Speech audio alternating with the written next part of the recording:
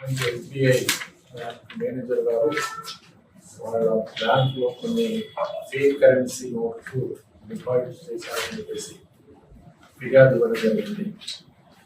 దాంట్లో వాళ్ళు వెరిఫై చేసిన దాని ప్రకారము 15వ తారీఖు రోజు అంకయ్య పాల్ అనే అతను వచ్చి ఒక 15,000 రూపాయలు డిపాజిట్ చేశాడు. ఆ 15,000 రూపాయలు డిపాజిట్ చేసి దాంట్లో 11 నోట్స్ అంటే 5,500 రూపీస్ ఫేక్ కరెన్సీ ఉన్నట్టుగా వాళ్ళు వాళ్ళకు ఐడెంటిఫై చేసి పోలీస్ స్టేషన్లో ఫిర్యాదుగా ఎఫ్ఐఆర్ చేసి ఇన్వెస్టిగేషన్ ప్రారంభించడం జరిగింది. అందులో భాగంగా ఈ ఎవరైతే furniture shop owner Ankaiah Pal అతన్ని విచారించగా అతను చెప్పింది ఏంటంటే అతనికి నాయుడు ముత్యాలరావు అతని నమ్మపేట ప్రజల మల్కారం ప్రజెంట్ దశరాపేటలోనే ఉంటా ఉంటాడు ఇతని ఇచ్చిందని చెప్పడం జరిగింది.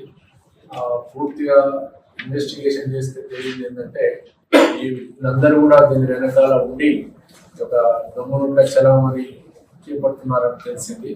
దీంట్లో ఫనీ అతని మీద నల్లజల్లులో ఒక కేసు, గోపాలపురంలో ఒక కేసు, ద్వారకాత్మలలో 3 కేసులు కూడా గతంలో రిజిస్టర్ అయినాయి. జనరల్గా వీళ్ళ ఎన్నుకో ఏంటంటే కొద్దిమంది అమాయకులను మోసగించి మీరు నాకు 1 లక్ష రూపాయలు ఒరిజినల్ నోట్స్ ఇచ్చినట్టయితే మేము ఒక 3 లక్షల రూపాయలు ఫేక్ కరెన్సీ ఇస్తామని చెప్పేసి ఇట్లా చేయడం జరుగుతూ ఉంది.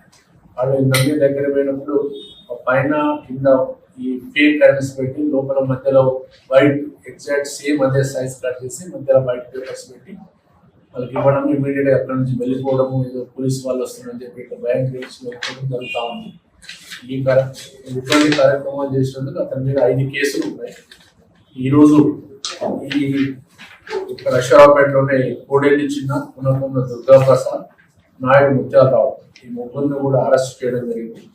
వాళ్ళ దగ్గర ఉన్నటువంటి 3 సెల్ ఫోన్లు ప్లస్ ఇదో కొన్ని అంటే వాళ్ళు ఇంకొన్ని కూడా వాళ్ళ దగ్గర ఫేక్ కరెన్సీ ఉంటుంటే వాళ్ళని కాల్ చేస్తూ ఉన్నారు.